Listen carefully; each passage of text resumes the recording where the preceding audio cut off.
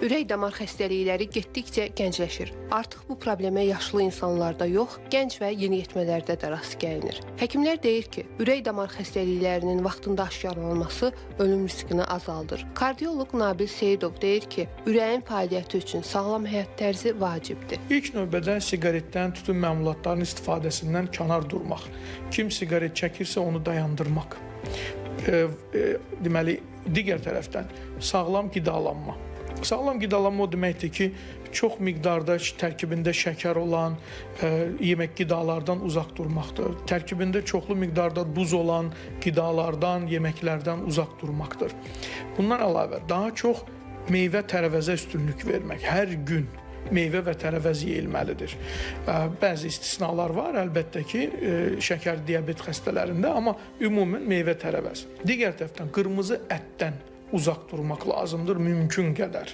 O demək deyil ki, tam sıfıra indirmək lazımdır onun istehlakını, amma azaltmaq lazımdır əhəmiyyətli dərəcədə. Üstünlüyü vermək lazımdır balıq məhsullarının. Həftədə ən azı 2 dəfə balıq yeyilməlidir. O balıqlardan biri də yağlı balıq olmalıdır, misal üçün.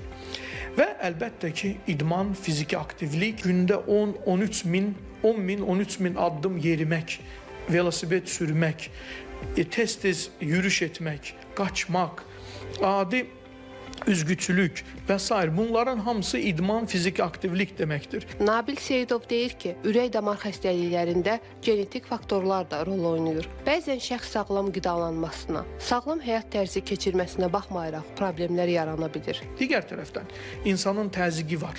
Təzyiq həm həyat tərzi ilə bağlıdır, amma eyni zamanda genetikdir və eyni zamanda yaşla bağlıdır. Təzyiqi müalicə etməsə insan, onda ürəyin ciddi problemləri formalaşır. Amma digər tərəfdən ürək əzələsinin incəlməsi, o ürəyin əski kimi olması halını biz həmçinin virus xəstəliklərdən sonra görə bilirik.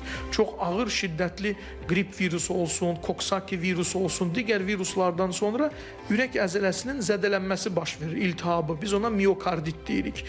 O xəstəlik də əgər vaxtında və düzgün müalicə olunmazsa, biz o zamanda ürək əzələsinin incəlməsini görürük. Bu ürək əzələsinin incəlməsi, o əski kimi olmasına tibbi dildə kardiomiopatiya deyirlər.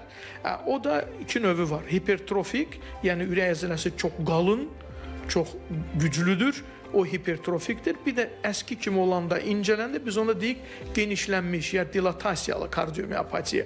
Bunların da müalicəsi doğrudan da çox mürəkkəbdir, çox geniş spektr dərmanların tətbiqini, istifadəsini tələb edir və dilatasyon kardiomiopatiya, yəni o əski kimi olan ürək əzələsinin müalicəsi olduqca çox ağırdır. Həmin xəstələrin təəssüf ki, bir qismi hansısa bir mərhələdə ürəyin transplantasiyasına ehtiyac duyurlar. Həkimlər ürək-damar xəstəliklərini önləmək və vaxtında müalicəyə başlamaq üçün ildə bir dəfə kardioloq müayinəsində olmağı vacib hesab edirlər.